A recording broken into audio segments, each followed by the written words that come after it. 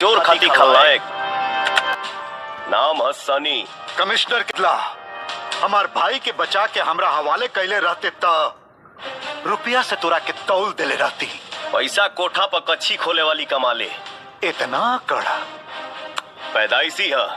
I like you, बहुत पसंद आइले तू। हम कौनो हीरोइन ना है जे आप पसंद करी। औलाद है काहे कि एक बाप के औलाद है। अब तोरा का लगा था ये लोग 10-10 को बाप बाड़े का। हम तो हर ना है कि उनका भातार लोग के गिनती गिनाई। कम बोल ना तो पंख कटा जाई। अब अही ले चिड़िया मार के औलाद पैदा नहीं भइल जौन हमार नुह भी काट सके। तोरा करेजा में दम बा ते हमरा साथ काम कर, जिंदगी भर ऐश करबे। गुलामी हम खाली अपना माई बाप के करेनी, दुनिया खातिर बादशाह हैं। एगो जंगल में दू